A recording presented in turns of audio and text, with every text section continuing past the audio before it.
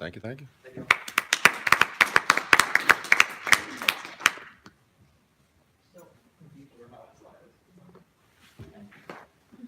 I have a feeling I know where it's at.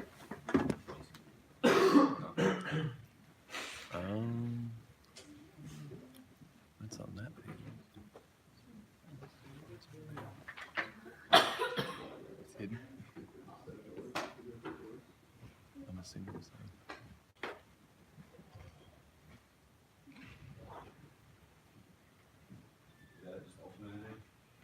Yeah, I just opened that. I'm up on the server. That's the one.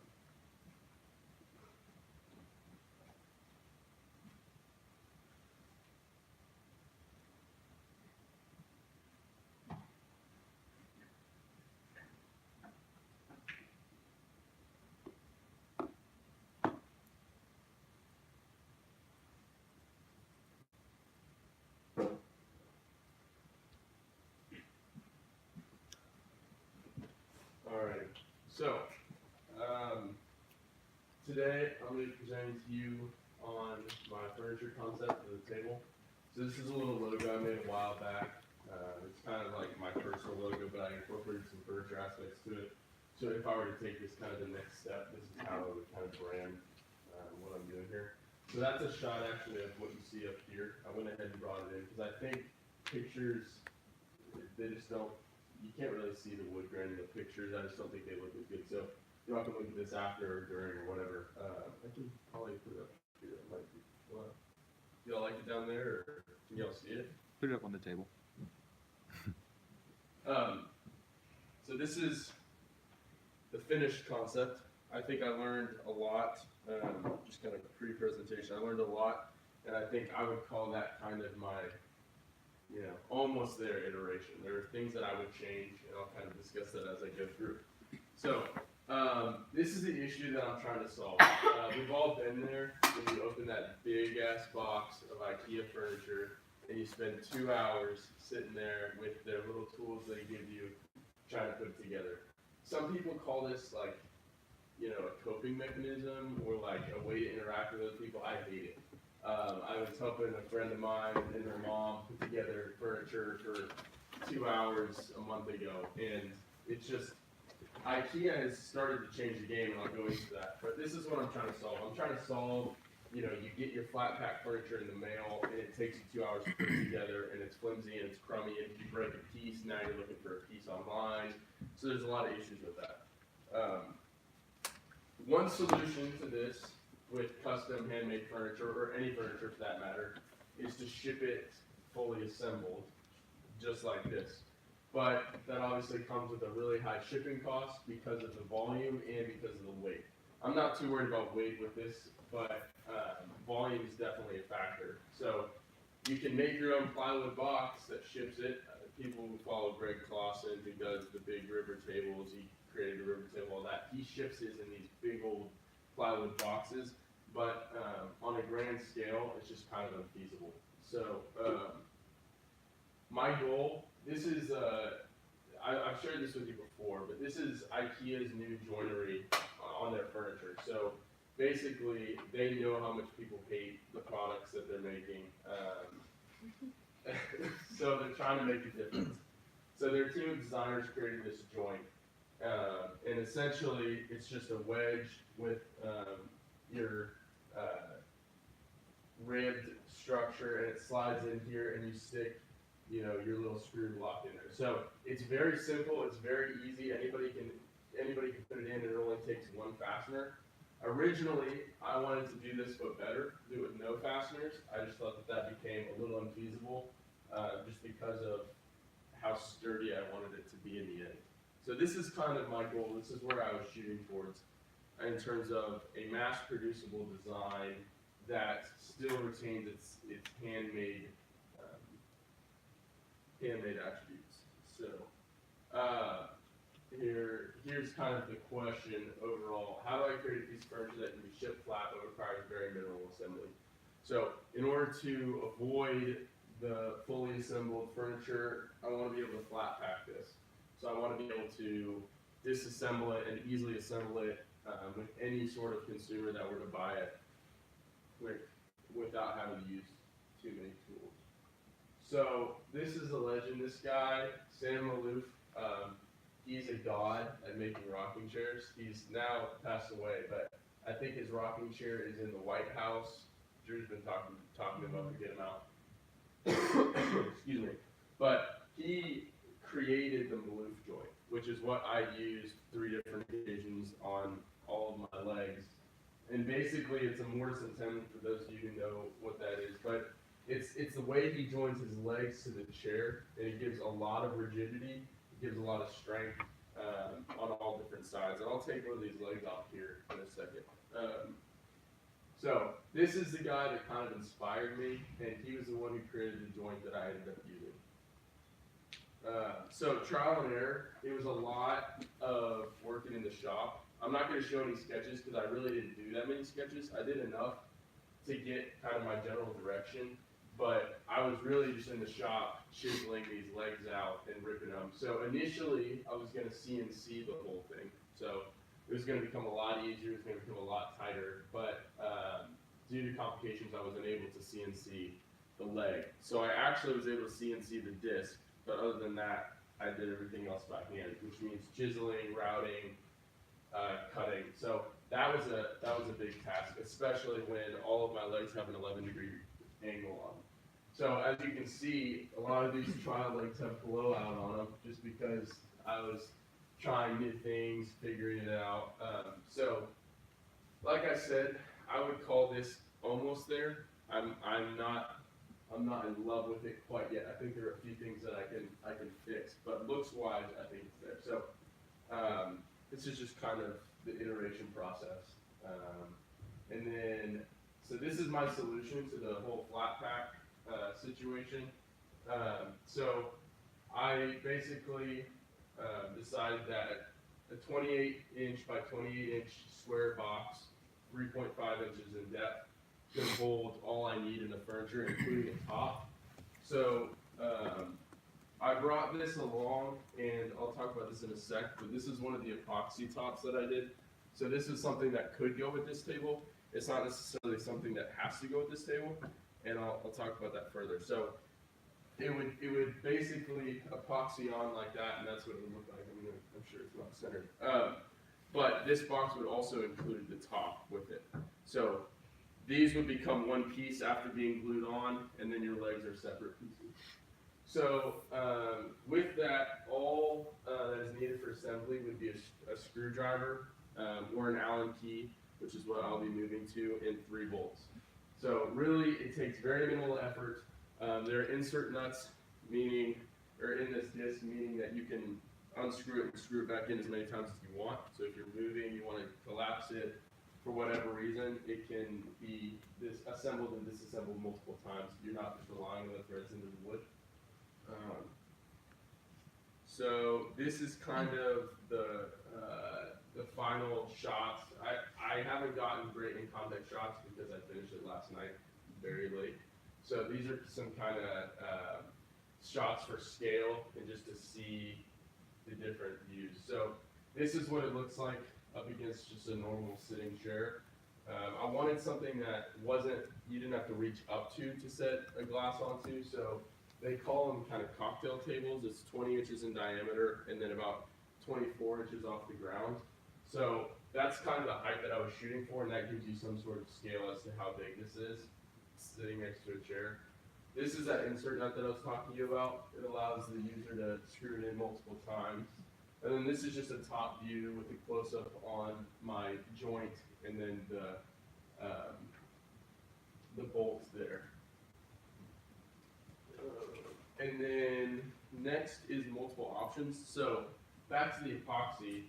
The epoxy is so expensive that I think I want to move away from it. So I would have other options, and I'll explore those other options. But really my main goal for this project was to create a base that does all the things that I've explained. And so the epoxy is almost just extra on top of that. I think if we're talking about, focusing on one thing or the other, I think the epoxy tops do take away from the design of underneath, but I don't think that is necessarily a negative thing. here's a picture. I have a glass top. I didn't bring it in because it's heavy and I already had a lot. So that's a picture of what a glass top could look like. There's another epoxy table. So I think there are a lot of options that I could go for in terms of the top on this. I really wanted to focus on the joinery and the effectiveness in terms of breaking it down, assembling, and then shipping. So, any questions? Thought this is kind of a cool shot. In the shot. Yes. Why do you have the raised? So that's a good question. I wanted to keep it up off the table so that when you're putting the legs in, whoever's installing it or assembling it, I wanted them to be able to slide them in without scratching whatever tabletop they're using. So it also gives me a little tolerance, so a little clearance. My leg doesn't have to be perfectly flush with the bottom of this. So I just wanted a little room. It also sits up on top of it, so it kind of gives the effect of floating a little bit. It's hard to see unless you're down here. So it's really not something that you're going to enjoy from up here, but it's just another little detail that I think gives it both a functional use and kind of just a detail shot. Yes. You said the epoxy tops take away from the design because you're focused more on the epoxy. Besides glass that you can see through, what other materials are you thinking about using for the tops? So it's a good question. I was thinking about using a combination of glass and wood or glass and concrete. I like the idea of playing around with some cast concrete. It could be really difficult, but it could be rewarding. So I don't know necessarily where it would take me. I could also do more simple epoxy tops. I don't think that the see-through factor is crucial. I think it's cool because you can see through and you can see your joints. But I think it can also be appreciated if you can't see through to this disc and see everything. I think it's also, there's merit to that. So I don't know that I'm like restricting myself with it has to be see-through. Yes. So you said with like the production of your legs, it will end up being a lot of hand tools and working. If you see these being produced either by yourself on a large scale or mass produced like in a warehouse factory type deal, how would you kind of work around that need? You'd see and see these. You just bang them out. You create a custom bit. You figure out a way to index it. I think it can be done. I don't know the software. I wasn't gonna press Dave and be like, "Come on, dude, you can do this." Like, it's so easy because I really don't know. I think it can be done. I think there's a lot on this plate, and I'm not gonna press him for that. So, I think given some extra effort, some extra time, and some extra expertise, I think there are ways to do it. And it might not have been the way I was suggesting you do it. But I know that you're going to be able to see those joints. So. Cost savings and shipping. Sorry? Cost savings and shipping. Great question. I did not look into that. I know it's significant though. Okay. Time savings in assembly. Between not having to assemble it and assembling it, what's your question? So let's say IKEA is difficult to put together. Yes. You've got about 2 hours to putting together simply Okay. what appears to be simple. Yep. If I had, we'll say 3 just for difficulty, how long would it take to put Three three tables? Yeah. I think a generous time for somebody that is not as able with tools, 10 minutes a table. Okay. I mean, you're literally screwing with an Allen key or in this case, a Phillips head, 3 bolts. So Gotcha.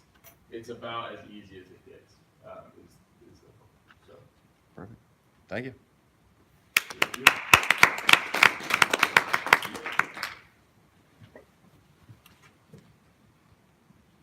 Who's this?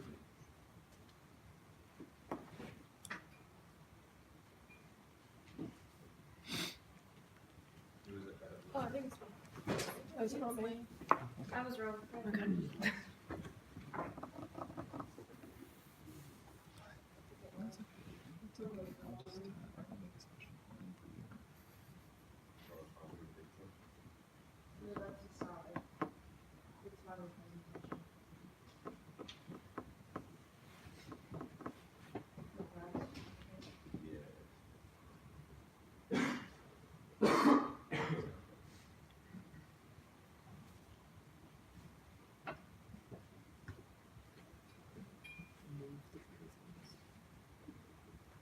And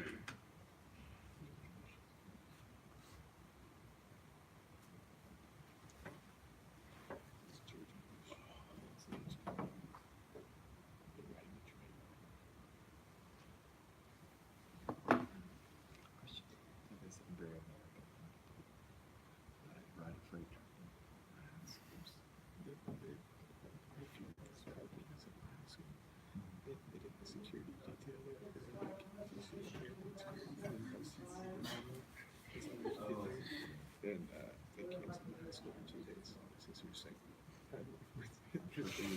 Yeah. Sounds awesome. Lee, be careful with that. It's the days that each day you just eat burgers as lifeguarding. Yeah. You just roll up. George Bush and Super Reserves just eat burgers on the patio. I was like, Guys, so for the past 5 weeks, I've been focusing on creative placemaking, which is kind of a new concept. But I believe that everybody's creative, and I believe that it just takes somebody to push that, and you just have to have somebody tell you. And I think I haven't done a lot of this in the street when we got to this major.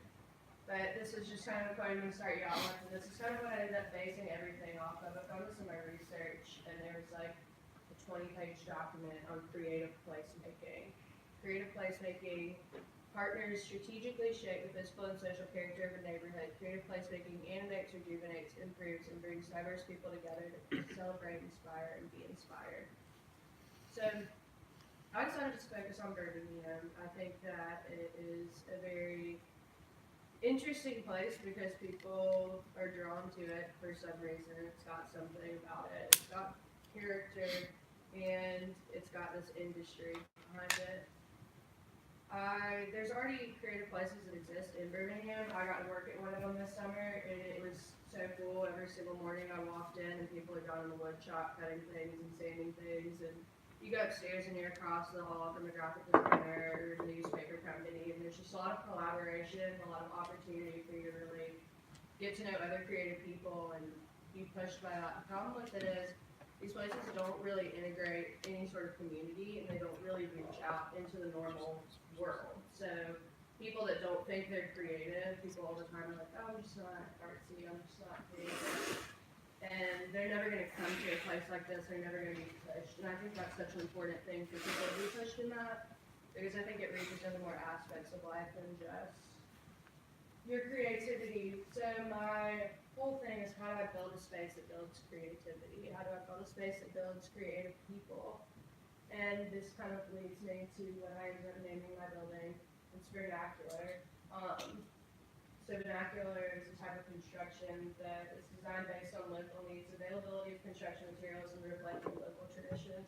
So I wanted to do this not only within the aspects of designing the building, but also what the building was trying to convey, and the local needs. The available construction materials are the creativity of the people in the area. So how can we stimulate that? I decided to focus on 2 areas that I think are pretty interesting to everyone, and the other thing about them is they produce immediate results. So you can see something in front of you. You don't have to wait for a table to get built. You don't have to wait for someone to cut something for you. You can print it out, or you can cook it and it's there. So this is my building before. The rest of this is really just renders and how I improved the space, but I really just think that what this taught me more than anything is that there's an opportunity to bring creativity into communities just by presenting them with a place to foster that. So these are just some images. The biggest moneymaker would be events, for sure. So I have it set up for weddings. You could put about 400 guests, and pricing wise, people charge $5,000 for events, and they'll provide like half of the things that this space will provide. Social and digital, this would be a daily world. Sorry, these renders are not great. The computer is not letting me last night. And then also, of course, the culinary, which would also be a big moneymaker because people could bring on the space for food trucks and other small businesses.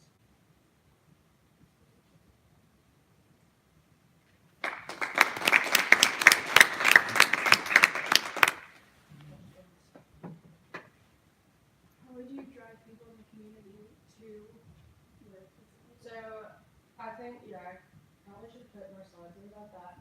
I have 2 rentable areas in the front of the building that would be retail space or coffee or alcohol or something that would draw people in as like a community center. So the whole area would be public and you could come and get coffee and hang out among different people that are creating.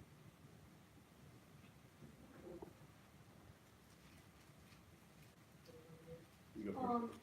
The workspace is like the different equipment, like if there's a wood shop or a newspaper press, how much of that would be owned by the facility and how much of that would be my private personal family? So the starting point for this, and I didn't expand past digital fabrication just because of the cost of things. But the starting point for this would be providing a place where you can print and fly, and then also providing an Adobe suite, so you can have access to the cloud and use creative programs. Where do you get funding to get this thing off the ground? So that's actually really interesting. There's a lot of Birmingham especially, and then Alabama especially, there's this whole thing with like the arts, that there's just all this money for the arts that's just kind of left to nothing because people don't know what to do with it. And so if you can find a way to market it, to be promoting the community and to be something that would like stimulate arts and creativity and focus on the city, you can really get a lot of the funding. Like a third of it can come from one of these grants I found. But yeah, there's just a lot of grants really. And also loans. If I started from ground zero, no money, and had to make all the money back based on this exact thing, like if I put up this today and made a new roof and all that, it'd take 10 years to make the money back. From zero. So, really quick, sorry. Who's making the money? Is it privately owned? Like, are Yes, you? I don't want to do a what you call it? Not charity. It's not like owned by the city or a non-for-profit. Okay, so No. this is a It's privately basically a owned. rental space. Okay. Like that's essentially what it is. It's a giant rental space, but then you're also just using the opportunity of having that building to foster a creative atmosphere.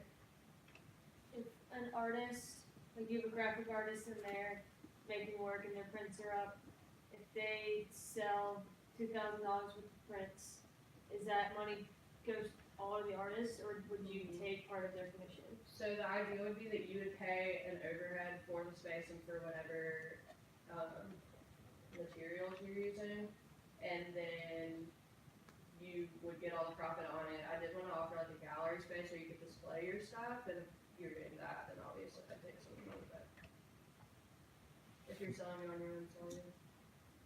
So say the digital manufacturing, digital fabrication is like a membership service.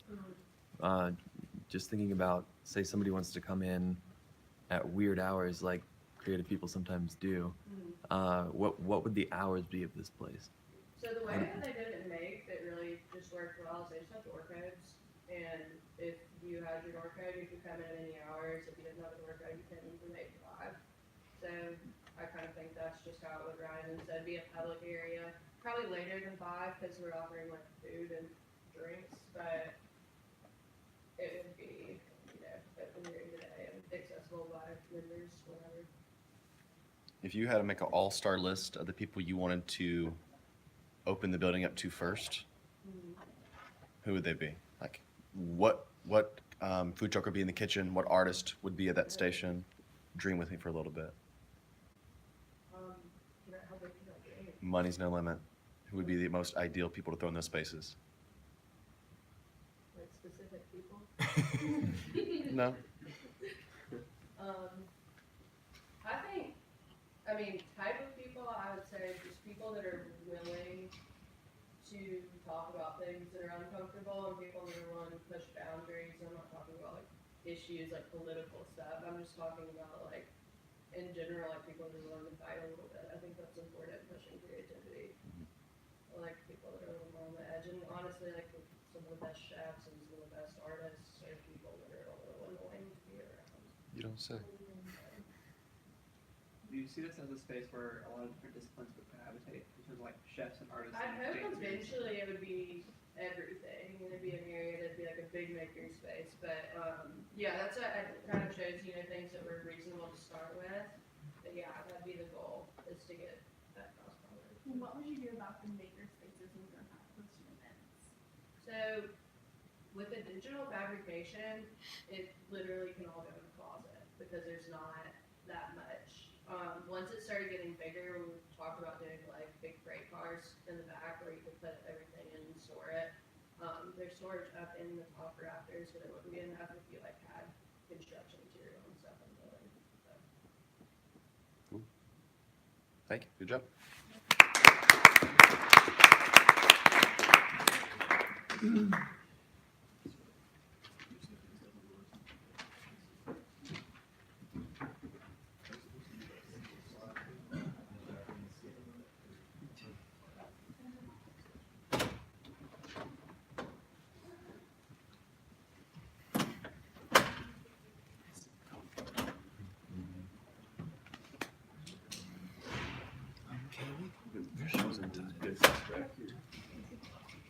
Good bisque spin. No.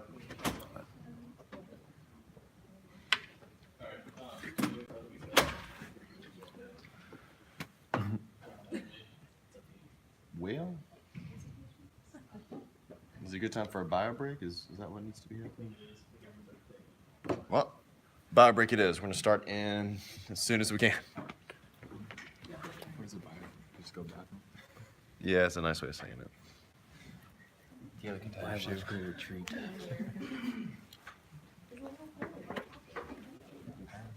Launched up. Literally sat there for like 4 hours straight. Last night? See these sweet snacks, these biscuits. I sit up to like 3. Yeah. Jesus Christ, dude. How did Hefe's presentation go yesterday? We showed up 10 minutes late and didn't go in. Oh, But we stood outside and listened to him for like 20 minutes. And there was a window there, so we saw him too. He looked good. He sounded good. Jeff always looks good. And he got really, really good response from the panel. So, and there was all questions he could answer too. So that was. Have you all gotten any? Who made that? Was it pronounced? Lee. We did not get those. Well, Chad. yeah, but not. Yeah. Look, you're gonna have to go fight Chad. Yeah. But I mean, Jeff is literally the world's leading expert right now on this topic. So, like any questions that they ask him, like he could really be undisputed. He's handsome too. Like, he's just a real hunk. A real hunk, that guy. Great guy.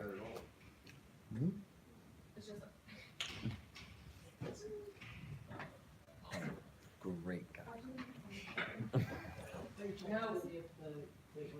So how about one of my friends texted me like 3 months ago, and he's from Gordo, Alabama. Gordo? Oh yeah, That sounds made up. oh yeah. What's that? And there's literally 64 people in this town, and she texted me and was like, "Should I become a stripper? But it's possible. You what? Should I become a stripper?" Rallying the Like troops. she was asking me for her own personal well-being, I guess, or insight. It's gonna be you. And I was like, no, 3 probably million not. in cups.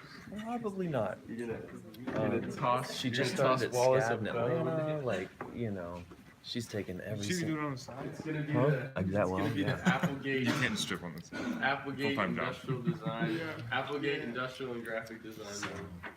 She's taken full student loans out of this. It's 40 grand a year just for tuition plus everything else. We're also assuming that like when you do make a lot of money, you want to give it to Wallace. You know, like that's also another big assumption. Like, am I gonna spend my millions on a brand new house, or am I gonna spend my millions on? A brand new house at Wallace Wallace. Hall. Yeah. No, that's why you have millions upon millions. That's true. That's Before you when do it's, that. That's when it's like plain money. That's why we How gotta much hit for up tax break you're getting? Tim Cook. It's and be the like, tax listen, break. Tim, I know you're not part of this school. It's very important that Also, you give us a lot of we know money. you're not really part of this design. Yeah, I know. We gotta get some of that Tim Cook money. Just like Tim Cook, you're hearing us through this live feed. he Shout out. is. Let's get it. Rich, know you need his money. True, but he's an industrial engineer. Thank you. But he could.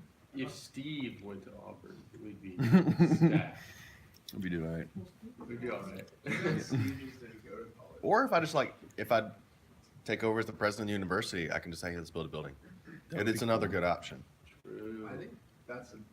Let's consider long-term the thought. Gouge Performance Hall and, what's our new guy's name?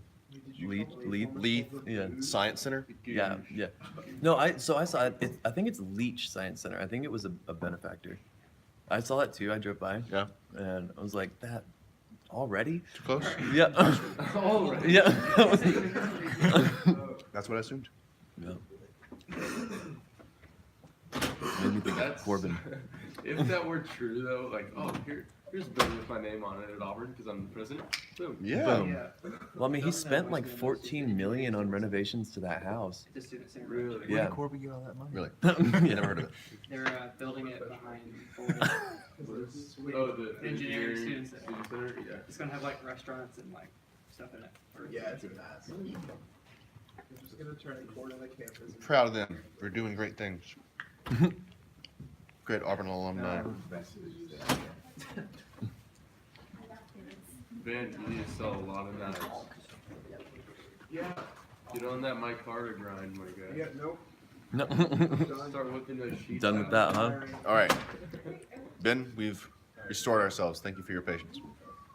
So since the project started this summer and it's done, they basically worked for some project because all the work was just how we radiate off the ship. So my sister had just had a baby about a year ago, so my niece had just turned 1 by the time I got up there. So I knew I wanted to do something with folks around babies.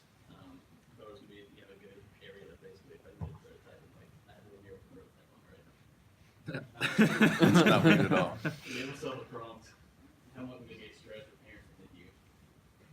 And after the first interview, first nurse, I kind of brushed this with an IV mindset. But after this interview, with like an hour and a half long conversation, I figured, that's a very broad question to be answered with such a limited scope and such that. My initial impression was, can we just redesign one little thing within the environment for NICU and have a big effect on the stress of the parent. But after talking to the nurse, she just put it very, very bluntly, it's a different world, it's a center world. Figures better to take a systemic approach to mitigating stress for parents. So before we get into the bones of the project, it's just a little background on NICU. Almost 500,000 babies in the U.S. annually are admitted. The survival rate's actually really, really good, so it's not as scary as it sounds. But it's typically for reasons of low birth rate, birth weight, respiratory issues, or premature birth.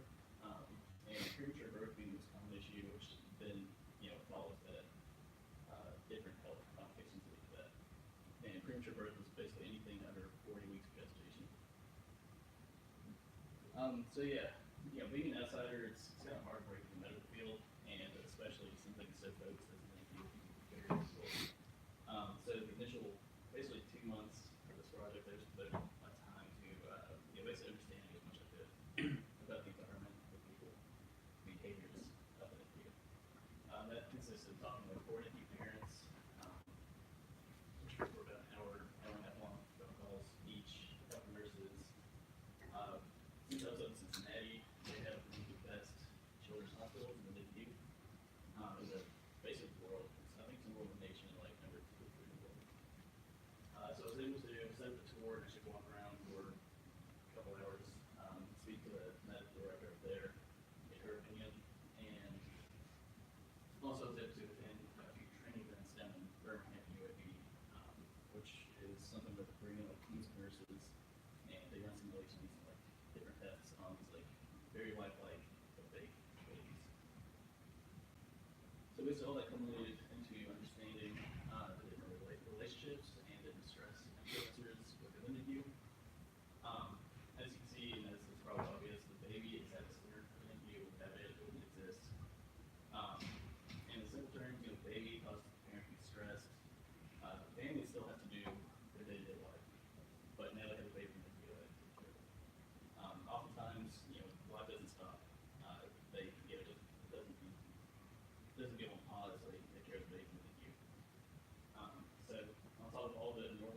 stress, they now have a baby that's 5 months, like they said yesterday, at a remote location. And then from that point on, the nursing staff is, from what I understand, is mostly stressed out from the family. They become pretty objective about the job. So, you know, seeing babies, they still get emotional when we talk to them, but they do, you know, compartmentalize, this is my job, I'm going to take babies every day. So it's not so much a point of stress, just so much as the family interaction with the nursing staff is. But long story short, the biggest takeaways that I understood, how to mitigate stress with parents is actually just improved communication between parents and nurses. All I have to say, let me see if we can do this. This is going to be a pretty slide thing, but I think the screen's big enough just for this one.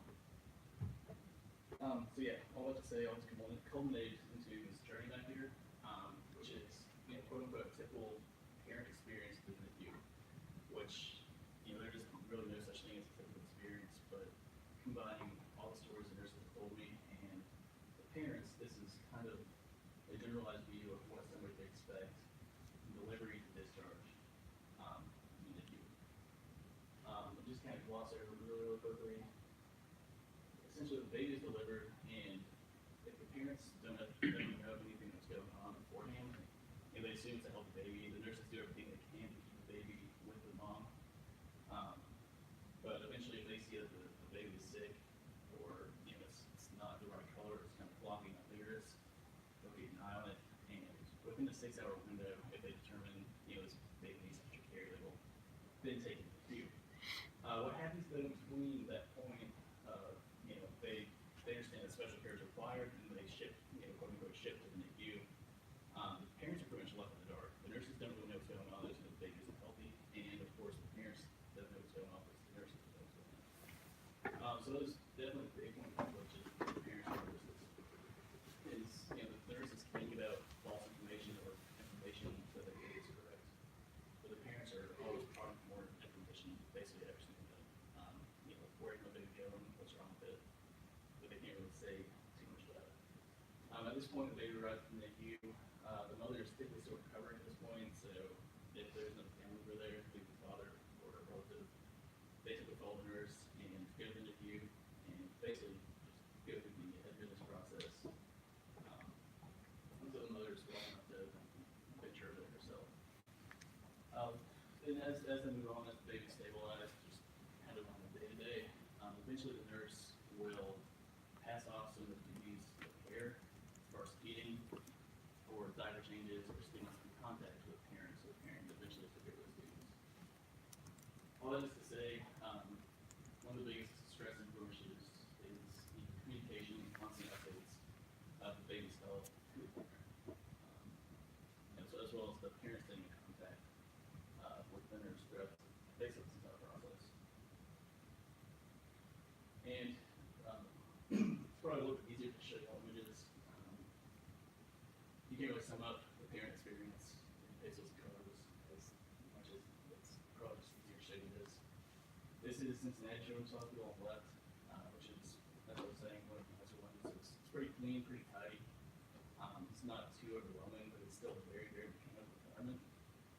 On the right is probably one of the worst examples. It's, you know, babies basically stacked in next to each other with monitors and wires, sounds and lights going off all at once. It's a very, very overwhelming environment. Typically, the first time the parents see their baby is up in the right-hand corner where it's covered in pools. It's typically not a healthy color. That's a better example than most. So it's usually much, much worse than that. So that kind of bled into concept generation. I had this idea of just, you know, generalized communication hub that's been tied together different pieces of tech, right? The different pieces of tech being some sort of online portal parents can check in on, some sort of webcam. You might be able to like interface with a nurse or check in on a newborn with, or maybe even something like speaking. So I kind of had these ideas going, and everything tied together with the communication hub. But of course, I'm still an outsider to this whole thing, so I thought it was necessary. I just wanted to check in with a few parents. So I set up some virtual feedback session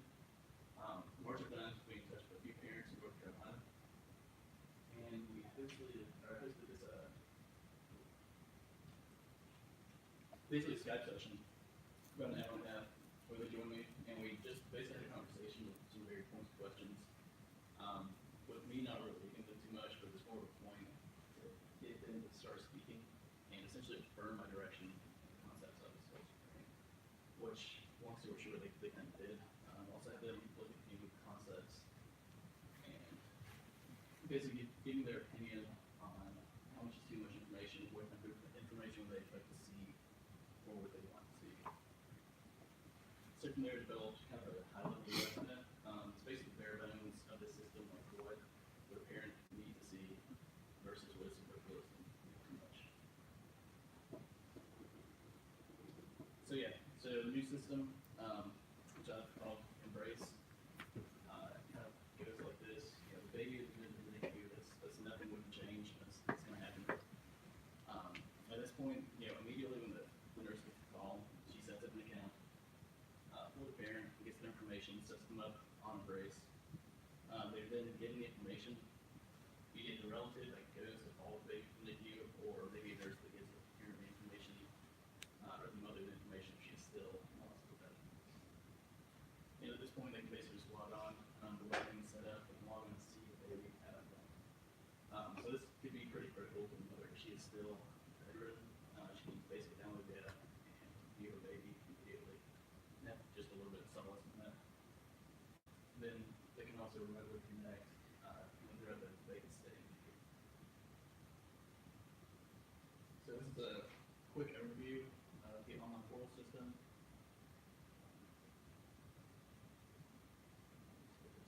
So yeah, the parent is immediately connected with a live stream of the baby. But yeah, this is the landing page. It's very simple. It's essentially trying to simulate being there as close as possible. They have the option to speak to the baby. They have the option to take pictures and share with friends and family, which a lot of parents did throughout their baby's day. They have a pop-up chat window that can essentially instantly communicate with the nurse, or even like schedule some sort of face-to-face interface with the webcam.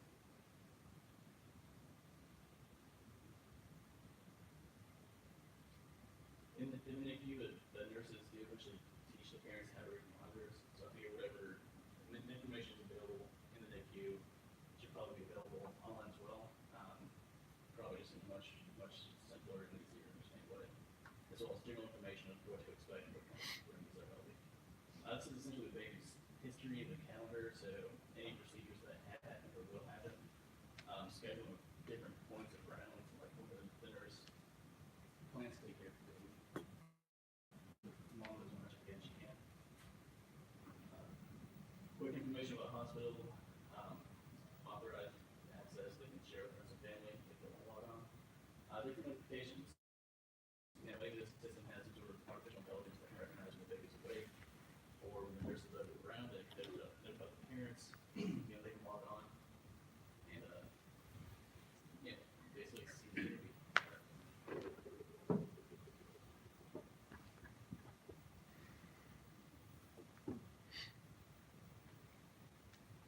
So I figure all this will be tied together, have this webcam. This will be the physical component that basically houses the communication together. It's a simple webcam that sits above the baby that the parent, you know, uses to view the baby. As far as the interaction, nurses don't always want their workflow being, you know, showing 24/7. So there's the option for the nurse to essentially touch it, and the webcam pulls in on itself and deactivates. There's a point in contention of, you know, having light that shows as an indicator versus something physical like this rotating on itself. I figure physical indication is probably better. Decreases the overall visual noise that is already, you know, overwhelming with present in the NICU. So yeah, the nurse can also take it if they want to have some sort of face-to-face chat with the parent. It has integrated speakers, USB-C port, also integrated battery as well. And yeah, so yeah, what is the whole point of this? One is parents are going to be remote sometimes. They can't be there 24/7 in most of the cases. Parents come on the spectrum. There are those who don't show up at all versus those who are there, you know, 24/7 next to So I figure whatever it's designed for the parent will also benefit the parent that is also not involved, but just be there, not as much as they want to. So I figured this might, as I was saying, have some sort of artificial intelligence. So if the baby is feeling distressed at some point, I guess I should give a little background information. When a baby is born, it's like full auditory development, so it can understand voices and it shows like a very, very solid preference for some other voice. However, it can't really recognize anything visually. So whenever it is feeling distressed, obviously the nurse gives it care at some point. So the baby just knows, I feel distressed, I show distress, eventually I get care. Doesn't know who it's coming from. So if this can alert the mom whenever the baby's feeling distressed, maybe the mom can log on and start speaking, the baby starts soothing it. The baby eventually gets care from the nurse. It's getting enough repetition, the baby starts to form that pattern that I feel distressed, I hear mom's voice, I get care. Mom's getting care. So it's kind of like a simulated bonding. One conversation at a time. It's very important for parents to stay in touch with the nurse. A lot of times they kept saying, the nurses know our babies better than we do. They're there actually getting care and watching it grow. Of course, we do what we can. Kind of just to reiterate what I've been saying. Yeah, right. Any questions? Time for one. So you're in first. How open, like you said, nurses are like, they like this idea, but how open do you think the doctors and nurses are going to be to you having an eye into their worlds? Because I feel like behind those closed doors, not that they're doing anything bad, but they just don't need, mom and dad looking over their shoulder when they're doing everything. Yeah. So, and you say you can turn it off, but I feel like that's also a point of friction. The mom's like, you just logged me off, what the hell, like, what do you do with my baby? So, how do you... It's just part of the course. Even if the parent is there, the nurses will take them out of the room sometimes. So it's already something that happens, so it's not going to be different. And all this technology already exists. Not this particularly, but there is one system that I mentioned in my prior presentation called NICU, which is just very, very limited. It's a live streaming thing. So technology already exists. There's been backlash towards that. I think the benefits towards the parent totally outweigh the risk of for liability nurses. But don't the nurses and the doctors ultimately have to say? Okay, I guess that's the next At the end question. of the day, it's their discretion whether or not to keep it on or off. Then that just becomes a point of conflict with the parent. Okay. So the response for parent to nurse chat is dependent upon the nurse. Say a parent's trying to get in touch with the nurse and they're busy doing something and don't get right back. I guess that's just tough, or So that's the way it is. It's oftentimes even the parent is there, they can't get word on the nurse. That's something very consistent there between parent and children. I think something they also mentioned, but more often than not, is even if we had questions, we could jot it down and wait until we have the opportunity to speak to a nurse in the conversation. So if anything, I hate the idea that the chat box is recognized. There's a mental paradigm that this is instant comment versus instant feedback. So there might be a better way to approach that, but at the very least, it is a way for the parent to jot down their thoughts, and then if the nurse has the opportunity to come back, preferably be beginning or end of the round, every 3 or 4 hours. If it's expected. So, Cool. Whatever, no matter how much it benefits the parents, it's really into the work.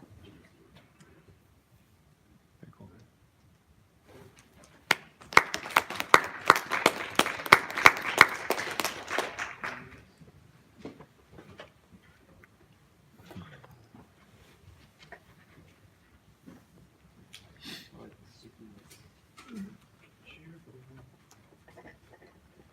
You got it?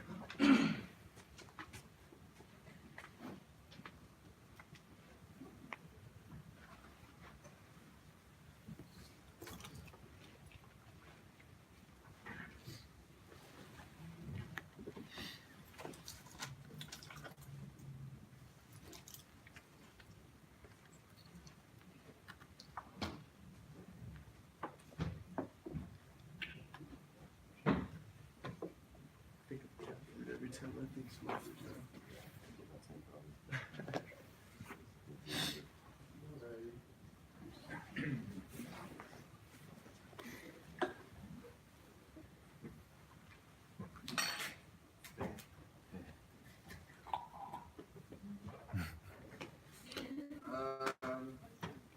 Where are you going, sir? Going. Alright, so there's a chair. Come sit in it if you haven't. Who hasn't sat in the chair yet? Sit. Very comfy. Everyone simultaneously. It will not break on you. Is that a guarantee? Yeah. Money back guarantee. How do you pay it?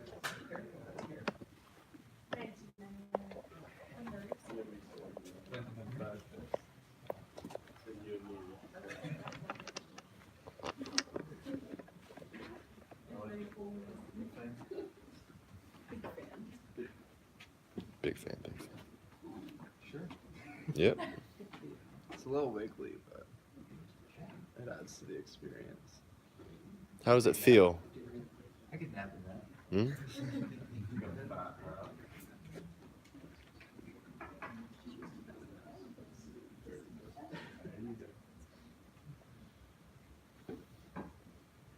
Alright, let's hear it, dude. You can just stay there. Mark, just stay there with the rest of the presentation. Yeah. Alright, so this project's been kind of frustrating for me because I've been thinking about doing some furniture stuff for a long time now, and so when I got the chance to do it, I did. And it's kind of become a little bit of a passion project, which is the root of the problem with this whole project, for me at least. So, I'm a very, mental kind of thinker. So as I went through the project, I had the vision of what I wanted this to turn into. And because I thought about it so much, I felt like I didn't necessarily have to do anything else, which was a very large misstep on my part. I didn't do enough work on it, and I didn't plan it out enough and experiment with it enough. So I left with this really comfortable chair. Because the one part that I did spend a good amount of time on was getting it comfortable. As you all now know, it is comfortable. And that's kind of where we're at, is you can see where I spent the time on certain parts of it with iteration, and as you know, it pays off. So because I spent the time doing the iteration for the comfort, it just fucking circles, good lord. Keep talking. But yeah, so I didn't do enough sketching and iteration for how it looks, because, like I said, I had the vision in my head. I was just come together in the end, and because of that, I just kind of went for it, which I do a lot. And so there were a lot of steps that I skipped over and didn't necessarily dive into it like we normally do with a lot of our projects. And so I spent a lot of time researching just material, and I'm I'm kind of torn about this, because originally I was going to use burlap for the sides, and I think it would have looked better, but I second guessed myself and went with the felt, and now it just looks like really shitty dark plastic. So you learn stuff, and because of the way I made it, I was stuck between getting the thickness I wanted or getting a good material, and I had to go for the thickness because half that's appearance. So yeah, if I were to do it, like if I were to like make these, I would make large sheets of material and so you can see it, so it's perfect and not obviously made out of crappy material. So yeah, that's about it. What are some of the challenges of scaling up when you're casting or making micarta?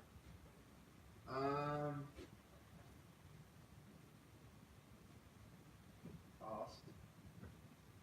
It's not a very hard thing to do. Like anyone could do it. You literally just take fabric and dunk it in resin and squish it together. It's as basic as it gets. It's just like fiberglass. Like it's not something you can just like close your eyes and do, but if you watch one YouTube video on how to make micarta, that's all you need. It's pretty basic. So it's really just cost and I guess getting materials and facilities to make large pieces of it. Because I'd make like a 4x6 sheet an inch thick. So it's not, there's just a lot of overhead capital that would be required to scale. What about the cushy natures of the cushions? So yeah, I didn't get to do what I wanted to because I was limited on what we have here in Auburn. Like we don't have a lot of fabric stores or upholstery places that are not mom and pop doing car seats. So I was limited with like the foam I could get. There's not any other, well, there's not multiple densities at Hobby Lobby, there's only one. And so if you need something a little firmer, just have to put more cushions there and hope it works. So I wasn't able to really keep them as small as I wanted to. So they're kind of chunky and pillowy, floppy. What are the questions, Clays? Can you? Yeah, I've got a lot of tweaks I'm gonna make. The goal is to make more, get better at it. Are you going to continue with micarta? Yeah. Yeah. It's really just the color of the fabric that I use and not having as much resin as I want. If I had like twice as much resin, this would look a lot different. But When it comes to the actual upholstery work, are you gonna sort of like go and use any other strategies to get a cleaner look? Because I understand that like there's some things that you're not happy with. I think one thing I did really well was just the overall quality of the upholstery.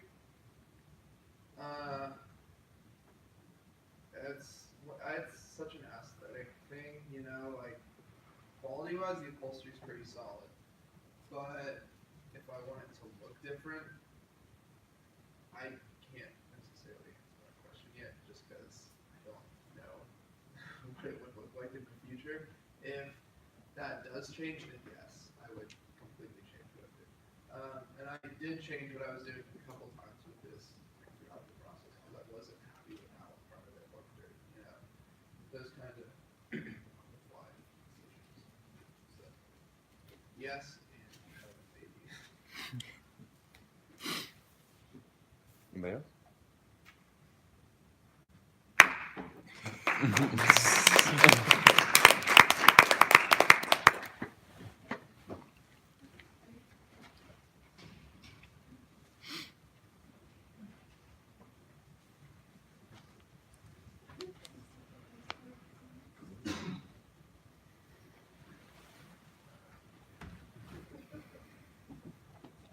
Man, next time we can press the PDF, that way I can download it.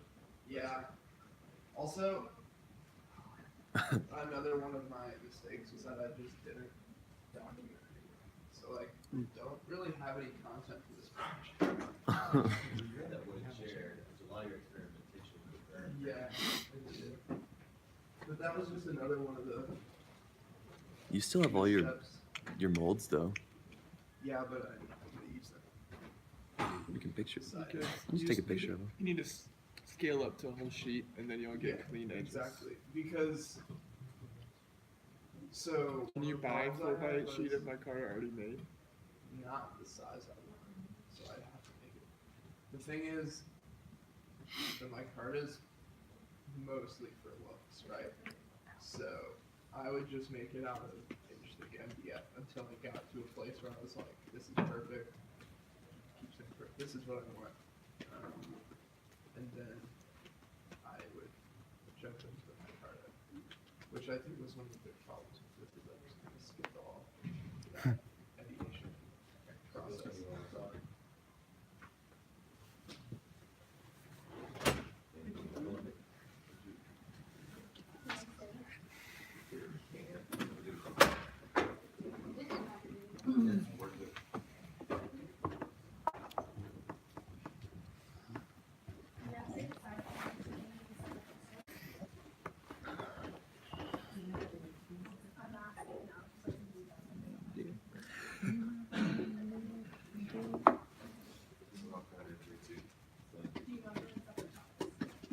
No. Well, I can take a picture of it.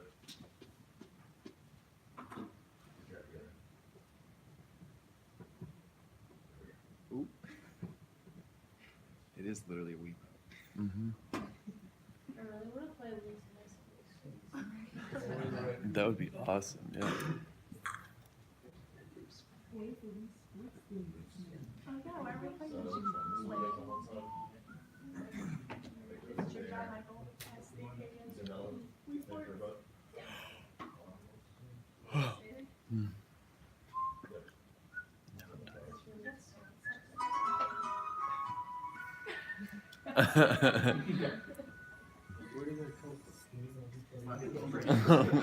my lord. It's definitely pretty good. That just tripped me out. It's so bright. Alright,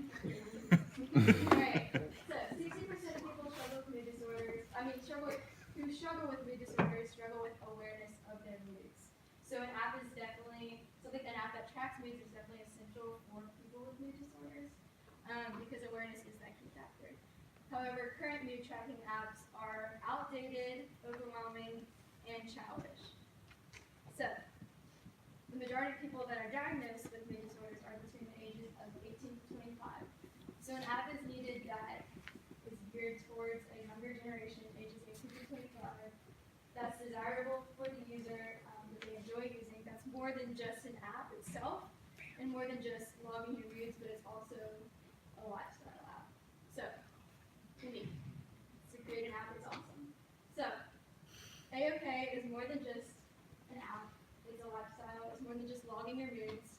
It's about creating an experience for the user, and it's about not pinpointing an app just to moods. So, how do we do that? It's 4 basic branches. It's mood logging, it's meditative breathing, it's yoga sessions, and it's a customizable package, which I forgot to bring up here. So, within the app, you can choose your theme, and your theme determines the subscription, which is what is here. Pass that around.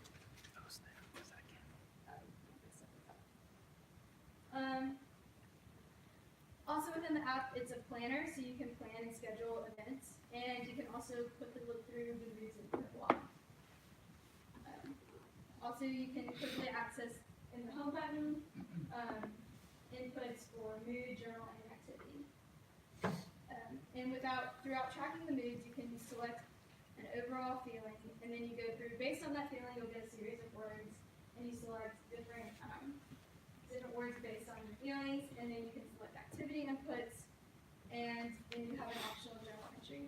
And it's essential to input activities along with your moods, because then you can try and see what you're doing and what might be affecting those moods. Also, those are customizable to users, so they can go and input specific activities that they know.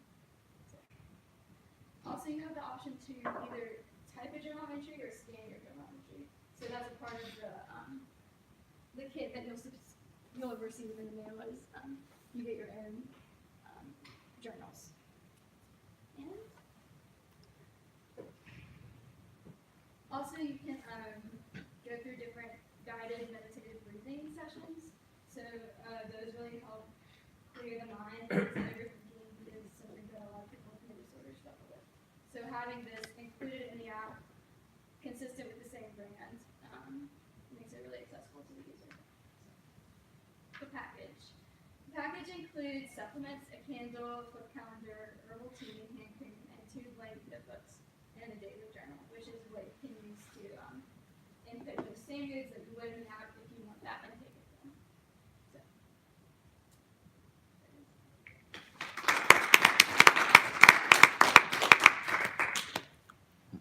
I have one question. The first 2 steps of the app, when you put in how you think you're feeling or what your mood is, that next step of the words that it chooses, so is it the same set of words? No, it's based on the base that you chose. Okay. And there So- aren't words associated with that, like, intention. So, How do you go around picking those words? Because do you think it's always going to be one of those words? no, it's probably not, but I think that the words that actually have like a general overall kind of understanding, and I think the more you use the app, the more you associate, oh, this word with these, Results. I mean, this space with these words. Yeah. Cool. But if you don't know how you're feeling, like that might sound like a stupid question, but No, a lot of times that's the case with people with mood disorders, is that's the purpose and that's the place of this, is it forces you to, and it reminds you to think through that, and to really evaluate, okay, how am I feeling, what am I doing right now? Yeah. so like being intentional of, intentionally like forcing them to think about how I'm feeling right now. Yeah, it's reiterating an intentional like awareness of that.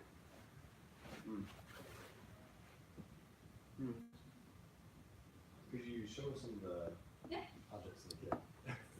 It's So like, these are the keep supplies. playing, so keep showing us stuff. This smells good. Did you make Got it? your tea bags. I don't know if y'all can even see Toast your this. coconut. You got your hand cream that's there. That's in there. It's in there. It is one hand cream. And then green tea. Yeah, can y'all see it? I also made a flip calendar, really cool, inspirational. It's a whole trade show. I had a question about your pill bottles. Yes. They're very aesthetically pleasing. Do they, like, is that functional as a pill bottle? It's supplements, so the herbal supplements. Yeah, a lot of the caps are actually like similar to this. So, yeah. Oh, the candle. Just throw it on over here. Let's light it. Throw it. Aaron, can people just like use the app and not in the box? Because some people don't like self-care. Yes, that is an option. Can I get the self-care trash without using the app? Yes. I was. There are 2 types of people in this world. The original goal and like original purpose with this app was Boy. to create a brand that's desirable by people with or without mood disorders. And so, I think this, we choose that for a young audience. Why don't you sign up together and school? Like a subscription based thing, like do you get new Is soap self-care? Is soap Yes, self-care? yes. Literally anything could be self-care. A lot of people Food. So the check is so hard box. Aaron, it's Yeah. not that, Do you get like more It's so Yeah. bright. Yeah, it's a subscription, so once a month you receive a package, and you can customize that too. You can say, oh, I want this kind of tea or these supplements. And these supplements are based on like mood balancing supplements, so that help with that. So is it customized Why to is it- how somebody generally feels? Is it customized per person, or do they customize? What do you see? No, I just want to know. They what customize supplements it. she chose. Fish oil. Aaron, Hey. is your graphic I assume you designed these graphics. Yes. Are these supposed to make you feel some type of way? Because I really don't know how to feel about them. I'm not saying I dislike them. I'm just wondering if this is gonna affect my mood, like a little bit right now. I wanted with it to the make you mood. feel like them little badass or something. Like I wanted it to make you feel cool, make you feel like if you're not just pinpointed to, oh, these like really fun, quirky, smiley faces. Like it needed to be more than that. And I wanted people to be able to use the app and not look at it and be like, oh, that's a mood chopping app. That's Was like- there color study on the colors you picked? Like, did you think about? Is that a weird question? No, my battery died. I'm not. No. Because I wonder, because this to me is very fall, very earthy, very like. It's definitely pinpointed and like generalized towards a specific type of person. Like I definitely had like a person in mind, and definitely like this is definitely a brand that's geared towards like a specific type of person that would like this. So I mean, it's not for everyone. It's probably not for the the guy on the motorcycle outside. Targeted. So like, depending on your profile or whatever, could the theme be different? Yes. Yeah, that was a slide. What if I That was like one of this? those. Yeah, that was a slide. You can choose your theme. I just can't keep it. Sorry, I took it. No, I dig it. I'm in. I'm here for it. I'm pissed. Yeah. Put that in my mood. What is Yeah, you can choose. Okay, your theme. yes. Yeah. And your theme determines your subscription to the packaging of all of this. We live in the future. It's called Unsure, but Oh, I'm here for okay. it. So you can do a little color Yeah. change. I missed that one too. I think Kaylee and I were talking at that point. It's not exactly what you're saying. Yeah. I'm sure, but I'm here for you. There you go. Yeah. Yeah. Don't That's pretty Yeah. this. I'm a fan of that. I love a green blue. Where did you do this? Where did you do this on your iPad? I did some. I did the sketchbook, and then I did all the other How many layers is that? What's the CMYK? Do you remember the hex code off the top of your head?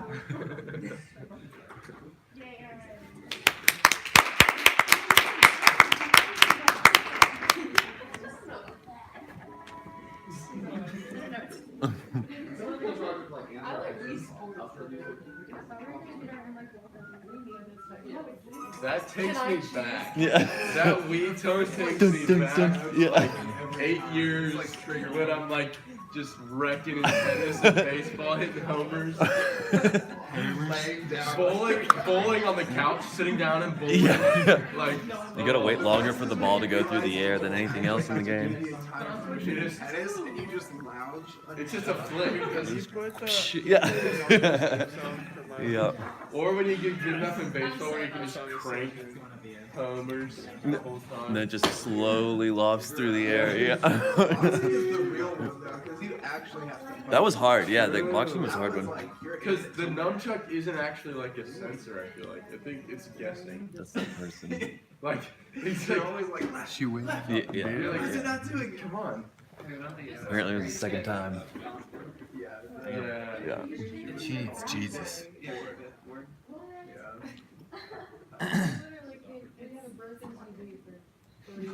Yeah. The intro, the beginning part of the song is really cool. You make a lot of money and give it to Wallace. That's All what I'm right, gonna say every Ada. time we can play We just started new school. Just 7.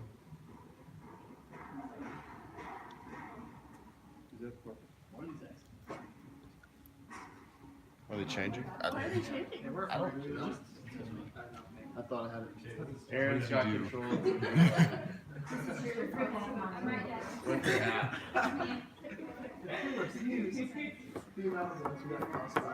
Ah, not that one. I wonder how much this room costs. A lot. More than our entire building. Yeah. Just turn 107 into this. This probably is a Wallace Hall. This room is the equivalent of Wallace Oh yeah. in its entirety. I was just saying, turn the seats in Wallace like around the other way, and just put one of these on the back wall. There's more technology in this room than all. Imagine this Oh. being your Take it away. Imagine this being your screen, like you're doing Illustrator work and you just got 32, 45 screens. Another guy. Ada. Seven crappy hours of our lives. So when I started this, I set out to just do kids furniture, and it was originally for the home. And I don't know when it happened. I just kind of all of a sudden wound up doing classroom furniture, so that's fun. But I'm not really walking y'all through sketches or iterations. I'm more talking about where I landed at the end of this project. Starting with the desk, this is what my final iteration looks like after sketching, tiny prototyping, small scale prototyping, and then this CAD model. So in terms of features, the body frame is made from high grade plastic, so it's lightweight, can be thrown around, won't damage easily. The dip in the front comes up to 8 inches off the ground, which is based on the height